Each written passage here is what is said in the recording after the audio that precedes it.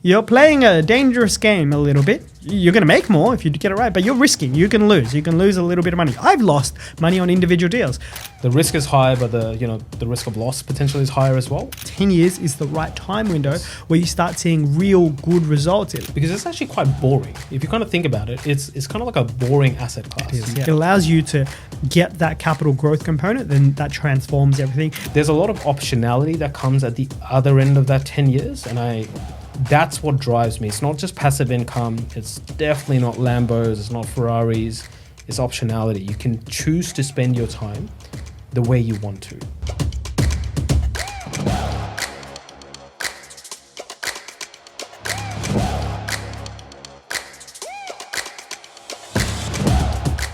Why should you invest in property? On this channel, we have talked at length about where to buy, what to buy, how to buy, when to buy, what market's doing well, the macro, blah, blah, blah.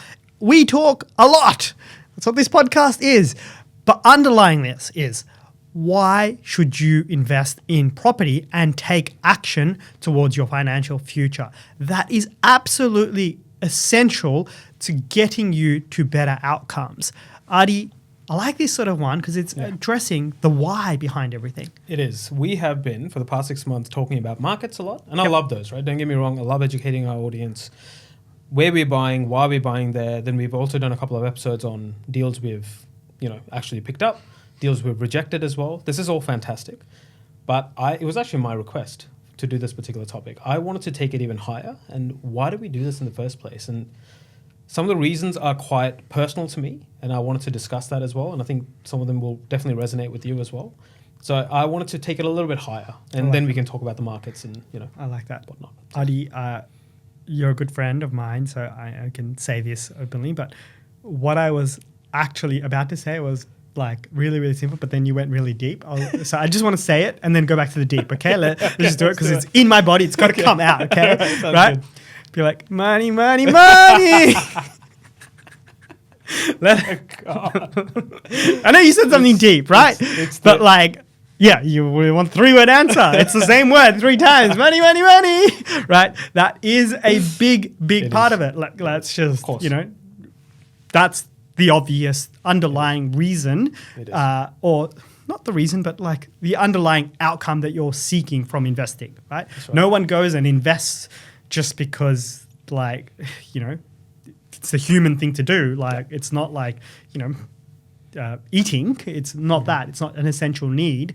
We do it because it helps us improve our money situation and helps us make better money decisions. So try not to shy away from that a little bit on this. We've tried to do that a lot, like not shying away from the fact that where we're buying, where our positions are individually as well, trying to be transparent about that as much as we can with the restrictions that we have around us and our families. Also, just being clear, like the reason why these exist is because it's a tool to make money to then help you make better choices in life. Correct. But let's go into the deeper stuff. And even better choices. I think for me, the money is a tool. I've always considered money as a tool.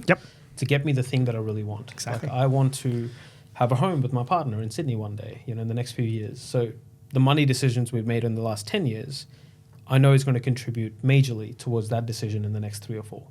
I want to buy a dog rescue shelter in Bali. I know that the money decisions that I've made in the last 10 years is going to allow me to buy that in the next couple of years. Everyone, we've just announced something. I waited for him to say it. This is Adi's big dream. It's his dream. He told me almost the minute I met him, this is his life's dream. It's different to mine as well. This is not my dream. It is yours. One day we will reach out to each of you in a group setting and be like, we are doing this big dream for Adi. It is pretty amazing. Who wants to be involved? I think Adi is working on this little side project of his. It's very exciting. Big dog shelter. That's very, very cool. Thank you, man. I appreciate you. Yeah. So, the very first one, I'm going to frame it like this. It's a 10-year window to completely rebuild your life. And I'll give you the context of this. It's almost 11 years now that I've been investing. My life looks fundamentally different to when I was 24 years old, when I first bought my property. It looks completely different. It's the way I think is different. The way I carry myself in the world is different. My level of generosity is different. There's less scarcity in my life. It's just different. And it's not just money. Yes, money is a consequence of that sort of 10-year window, but it's all the other stuff that is hard to sort of put into words sometimes that is really, really important to me. And to be honest, part of the reason that I'm in this chair with you right now is because of those decisions I made 100%. 11 years ago. So Yep. it's that I want you to think of it as we're in sort of the tail end of 2025 at the moment. The same time, 10 years from now, 2035, where do you want to be? It's not a lot. I mean, 10 years sounds like a long time, but in the context of life, that's 120 repayments. That's 120 rents that might come through. It's not a lot when you look at the context of life. So if you can just dedicate the next decade, I can almost guarantee that your life will look different in 10 years' time. And not in the ways in ways that'll surprise you. So Yeah, that's I kind of love where this I'm one. at. I love this one because you've put the horizon at the right Yes. time frame.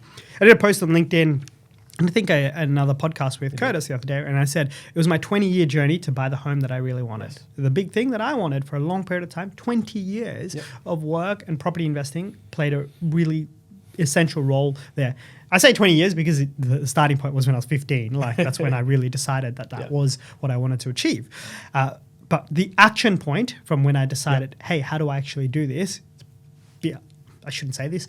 At 15, I wasn't the person I needed to be able to go execute on these dreams straight away. Many 15-year-olds now are. They're very, very talented and can resource themselves and make money and do cool things. I wasn't in that chair when I was 15. It took me about until I was 23, 24, and then the 10-year journey to go and achieve it. 10 years is the right time window where you start seeing real good results. It allows capital growth to happen, it allows compounding to happen, it allows debt reduction to happen if that's what you're choosing to do. It allows you to get that capital growth component, then that transforms everything. And then you're not ever saving. Once you've got that over time, you're never saving your way to a deposit. You probably don't even think of saving money as much because it's just like, wait, my $4 million property portfolio has gone up 3% this year, and that's more than I could save. That's right. Yeah. Just as a really soft example, like Exactly. that's so you start thinking of money differently and That's being right. like, And that's the key part, right? Like, you're right. My partner and I, Rona and I, we don't talk actively about saving as much anymore. We're just like, okay, we have a bit of money, surplus funds here. How can we put it into an asset? I don't know, like a 10% deposit that's going to be leveraged by 90%, and how that's going to grow in the next 10 years, right? That's the framework that we look at money now, and it's a completely different conversation from 10 years ago. Exactly. Yep. Right. It's not, again, yes, it's money, but somewhere in that there's another M, and it's like mindset, and it's very cliche, but You've got to say it properly, Adi. money. Come on, own it, man. Come on. Money. Okay, I like it. He whispered. He whispered. I'm trying to make this deep. You're taking it away from me. You're killing me here. I'm trying to come across all philosophical and all deep.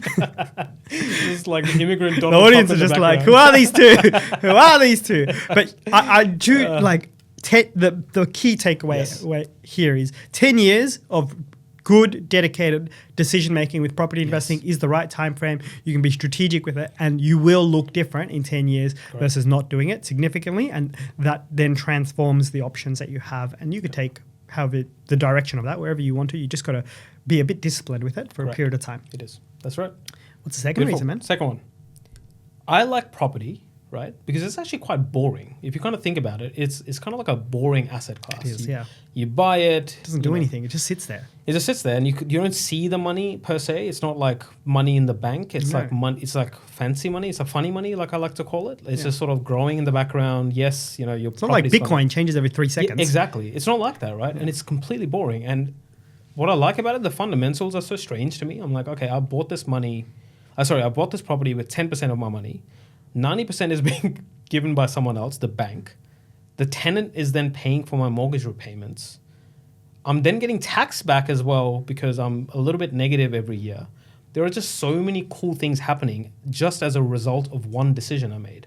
It's boring. Tax returns are boring, but you still get money back, Signing a tenancy agreement with a new tenant is boring, but they're paying for your mortgage. Signing some paperwork in the beginning to, sign a loan with the bank. It's a boring asset class. You're not sitting there, looking at the market, Trump announcing tariffs and your market tanking. Like, you're not seeing a lot of that. So I like the fact that it's boring. It actually removes the element of making irrational, impulsive decisions true. because it's an illiquid asset. You can't just So stable. be like, oh, I don't like this anymore. I'm just going to put it on the market. There's a lot of stuff you need to do. Yeah. So it kind of forces you into the decision. You've made it. You sit with it. You sit with that decision, right? So is it safety? Is that what we're getting to here? The think so. safety of it, the stability of it. Stability, boringness of it, because you can't do stuff 100%. as well. Like, you know, I know people. I like personally in my circle, I know people who had a very negative reaction to what happened with, you know, the recent sort of share market news. You know how it sort of dipped by 10%. They went and sold. Yeah, of course. They immediately just went on stake emotion. and Fear. immediately they were like, oh, this is I'm out. terrible. I'm out. I can't do this. So a lot of people do that. They try and, you know, save themselves from going 15% when 10% is sort of like their benchmark, right? So you can't do that with property. Your property may go backwards for a little time. It's sort of market cycles, but you can't just be like, yeah, I'm just going to put it on the market. It's a very long process. So I like the fact that it's boring. Takes a human emotional It does. Recklessness out of it. Yeah, It does. I It love that absolutely reason. That's very, very true. Yeah. I know that it's a little bit boring, but we have a podcast with like hundreds of episodes, and people keep listening to us, even when they've bought a property and not doing anything. I'm pretty sure a lot of our listeners aren't buying a property anytime soon. That would be the majority, I presume. So it's really boring, I guess, like in terms of the individual asset class. But there's a lot to talk about, and we like talking about it. That's okay? right, it is. So it is. Yeah. I mean, it's boring in that It's not boring to holding me. it is boring. Yeah. But I could talk about it 12 hours a day, like 15 hours a day. A And lot I of try people to with can. Rona, and that doesn't go down too well. So. Trust me, my weekends are when people come over to our like barbecues and family events. It is a lot of property talk with people, and I see the interest, I see the fear, I see the emotion, I see the amount of headspace it consumes on people's weekends. You know, mine's typically the Liverpool Football Club and like the football team and me playing around with the transfers that they should make. But for other people, it is so central to their headspace. For me, it's often been an educational tool. Like I'm just trying to learn more and understand things a little bit more. That is how I've kind of viewed it, a little bit like a tool and a knowledge tool, a subject area that I'm trying to master and get better at and learn more and more about different components of property because it is a broad spectrum. It's a very big asset class, Australia's biggest. So there's so much to unpack there, which is really cool. It's very cool. What's the third reason, Adi? I like to think of property because I've made some boo-boos with property as well, right? I've made it with crypto. I've lost genuine money through crypto. I've lost genuine money through some interesting tech stocks as well. But property to me is generally, I think, the most forgiving asset class. What I mean by that is you can buy at the wrong time. You can time the whole thing wrong. But if you wait long enough, it will most likely correct itself. Property in general, again, I'm not talking about house and land packages. There are probably some exceptions to the rule here. But to be honest, even house and land packages in 30 years' time is going to be worth different to what it's worth today. Yeah, right? for sure. Yeah, So you can do well. Yeah. It's a forgiving asset class in the sense that you can make decisions in crypto, in stock, where it literally tanks your entire thing and down to zero, right? And I've had that happen a few times during the COVID era when I was a little bit bored at home living by myself. Property, on the other hand, it's not like that. It's a little bit more forgiving. You can wait out the. I know how emotional you are, so that makes a lot of sense. Be like, it makes sense. Hey, this is public podcast. I'm not emotional. I'm strong. I'm a strong, independent man. Yeah, that doesn't surprise me. I can imagine you in your bedroom by yourself being like, crypto. Oh no! Maybe don't imagine me in my bedroom by myself. Yeah, okay, wow. Fair enough. Let's keep this PG. We're going to get banned from YouTube. That's right. Next. So, most forgiving asset class. It is. I love that. So, I don't know. What's your I'm take going to on add something to this. Let's do it. For many property investors, you should tailor your investing strategy around this. Yes. Forgiveness exists, but let's be real. Sydney house prices have fallen 3 times in the past 7 years now. On many of those times, 2 of those times, they've fallen in excess of 6 digits on a median house price point. The volatility does exist increasingly in some markets where affordability constraints and larger mortgage balances can create a little bit more up and down in their price movements. Now, in saying all of that, Sydney house prices are at their peak level, while other capitals are not at their peak level still. They've had longer periods of declines and they don't get back up to where they need to get to. So the point of this is forgivingness of assets exists across the board. But at the same time, market fundamentals and how forgiving each different type of asset is different as well. You go buy a development site in Sydney, you're risking. You're playing a dangerous game a little bit. You're going to make more if you get it right, but you're risking. You can lose. You can lose a little bit of money. I've lost money on individual deals. I just put it in like a broad package of like, hey, I've done 20 of them. 18 of them have made a lot of money. 1 or 2 of them have made small losses. I like that element of property. You lose small, you win big. Yep. Is actually a little bit of an investing strategy of mine. Yep. Take risk, lose small, win big. But for the broader audience here doing property investing, you can actually lose small completely off the table. You can take loss aversion that you have and be like, look, if you buy everything that you're buying, Adi, I don't think can actually lose money at all. You're buying at the right market cycle timing. You're buying at the low affordable price points. Like it's typically not in the $1 million plus categories. Yeah. It's at a point where the majority of Australians can access. There's high demand there. You can tailor your strategy to loss aversion and being like, you're going to win a little bit smaller than someone, doing a commercial, zoning redevelopment. Those people are going to win huge. You could do that in property. But for the majority of investors, you can take loss out of it altogether. Yeah. I love that. You just got to be mindful of which market to buy in, what price segments you're going to be buying in, and work out what you're willing to do and the risk profile you have.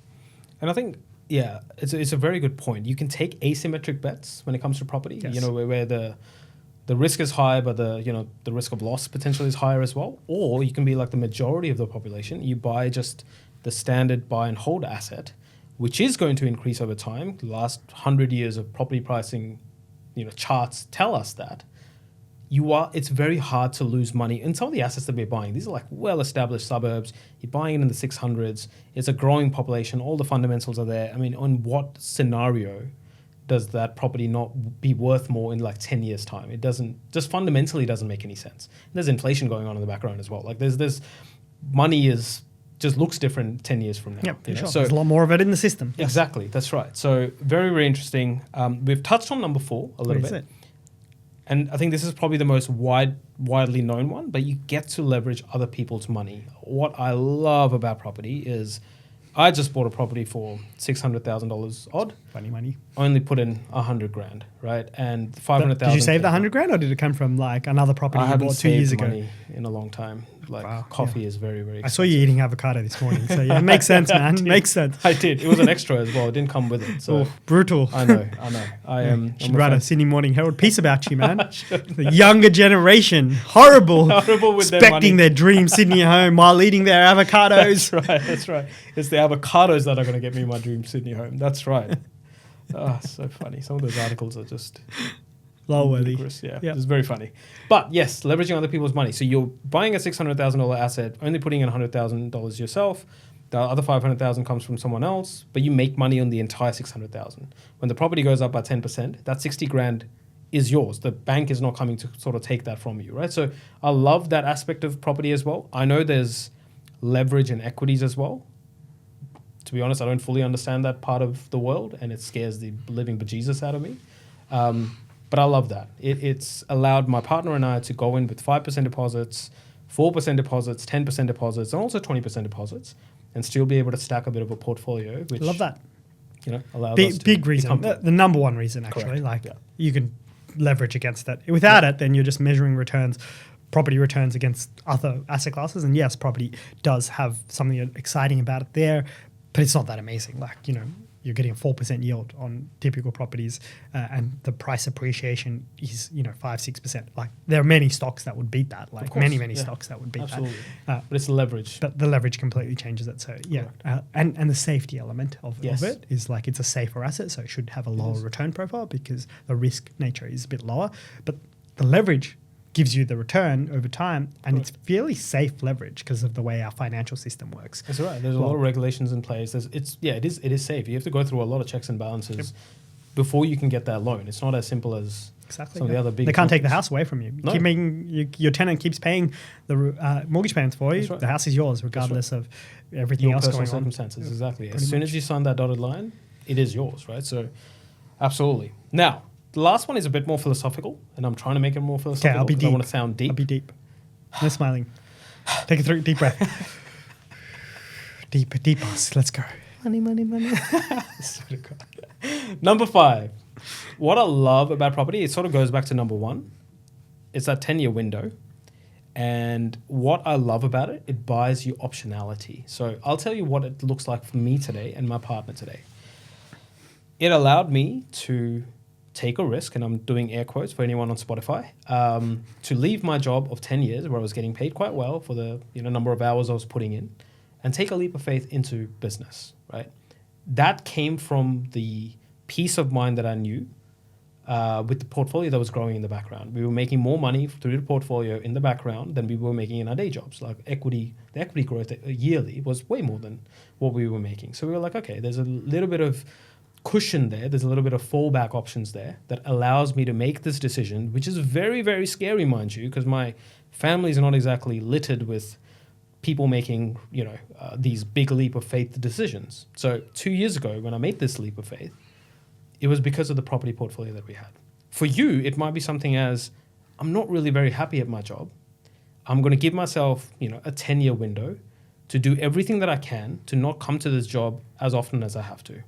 Maybe you go down to 2 days a week. Maybe you go down to 3 days a week. Maybe you quit your job altogether and go get a side hustle because you don't need to work on this anymore. So there's a lot of optionality that comes at the other end of that 10 years. And that's what drives me. It's not just passive income. It's definitely not Lambos. It's not Ferraris.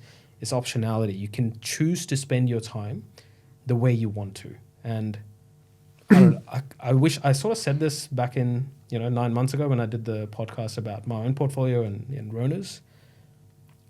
It just feels different. I don't know how to say it. Intrinsically, my life feels different. I'm happier. I bring a different version of myself to the world as well. I think I'm just a lot more generous with my time, my energy, of course, money as well. Yeah, for sure. And it's a different way of living. And I could not have seen this 10 years ago. For sure, man. Thanks for sharing that. That's very, very cool. McLaren's? Of course. McLaren's is fine. Yeah, that's on the list. That's on the list. Oh, that's on the list. Yeah, man, I share a very, very similar story. To be honest, I don't even think about it anymore in that sense. So it isn't so apparent to me that the individual that I am is driven by the 10-year property investing story that has led to the freedoms and choices to be more comfortable with who I am and the choices I make and the freedom of the time that I have and where I want to allocate my time. But underlying all of this is a property investing passion and 10-year journey that I've been on as well that has, completely transformed our options growing up. And for me, like really, really simply, I can identify this so closely because I still remember very, very closely what it's like to not have money. Yes. Like I know that, not individually, but I know what it does to a family. It drives the whole money stress is real. And when money is stressful, it ties you to your job, it ties you to your options, it creates fights, it creates arguments, it creates mental stress, it filters through to your life.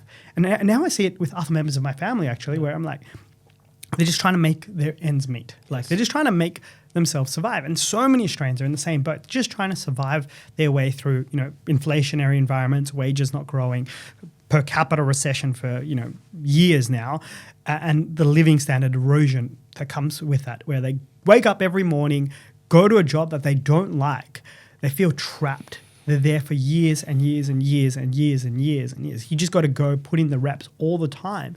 And you're just effectively trapped by effectively not having the freedom to do what you want.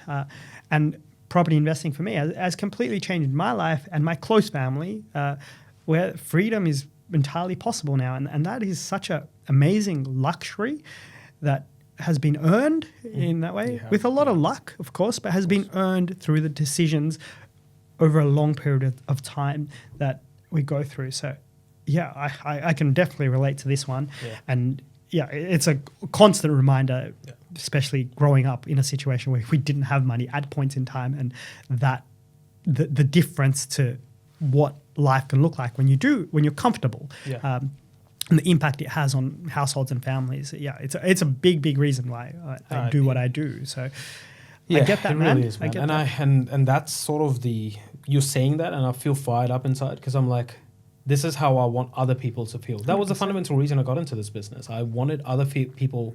I didn't care about their cars. I don't care about their big houses. It's just this feeling that you sit with, where you can go out for dinner with a friend. You can pay for it, right? This is another little change that has happened in my life, right? We go out for dinners quite a bit. You know, we I don't know, we socialize probably more than I want to, but we do. We pay for the dinner, and it doesn't cross our mind to be like, oh, let's split the bill. It sounds silly, right? But this is not the reality for a lot of people. You can't sit there in the comfort of your money game and just be like, oh yeah, I can pay for 3 dinners this week and not really have to think too much about it. Whereas other people, they have to. For most people, that's the reality. And again, that is not a consequence of the business. It's a consequence of the choices I made 10, 11 years ago, which has now allowed me to be in this comfortable position, right? And it's funny because I have friends who are in a very, very, very similar position, not from a property sense, but from an income sense, but they haven't made the moves. They're the exact same age as me, same profile, we're, you know, no kids, 100%. the exact same sort of couple scenario, but their situation is different, and they talk to me about saving money in a capacity that I no longer think about. They're like, oh, we'll move in with our parents, you know, for example, to save rent. That's not a conversation I need to have with my partner. For sure. It's just little things. It changes the way you, I don't know, I always say this thing, it changes the way you bring yourself to the world. And the generosity element changes your, I won't even say the cringy thing, you're kinder to yourself, to other people, because suddenly this thing. Not everyone. That's you, Adi, man. Not everyone. I know that firsthand. I know a lot of wealthy people now. There are many people. There are many people in the job that I have. I have come to realize that, you know, money often shines lens on who somebody is in many ways, and it can come across very, very differently depending on the individual. So I think that's really, really cool that you go and do that. And you touched on the relationship element, a relationship and connection you have with what money gives you. It's making you feel more connected to yourself. Yes. I think that's kind of what you're alluding to. Right. And I have a few crazy quirks, weird thing to say on a public podcast, but every time I grew up as a kid, like probably when I was like 10 to 15, this is the 5-year period, my 10-year journey when money became a problem for us. That was when I was in my formative years growing up. Losing the house was the end culmination of it, but you feel money stress for years before that happens. The one of the telltales that I have is every time we went to the supermarket, I went to the supermarket with my mum to do the groceries, and every single time, like as a kid, you're just being a kid, right? And you're like, can I have the chocolate at the end? And these things cost $1. Like they're $1, right? But I remember how stressed my mum's face would be going to the checkout, where it's just like, hey, he just wants to buy a chocolate and I have to say no to him because we have to like allocate resources differently. And the stress of that, the face, I still remember the feeling. And sometimes you'd get the chocolate, sometimes you don't. But then like 5 years later, I just feel like, oh, well, that's a really, really weird thing to put your parents through. But I was a kid, and now I'm a parent, so I can feel the other side of it, where it's like, oh, I don't have those stresses. My children don't have those stresses. Maybe it's a bad thing that they don't have some of those stresses because they keep asking for the chocolate. But like if you go into our office drawer, like, and you open one of the drawers, you're going to see a bunch of chocolate bars in there, right? Because this sounds really, really dumb. I don't eat them. Like, it makes my tummy feel bad now.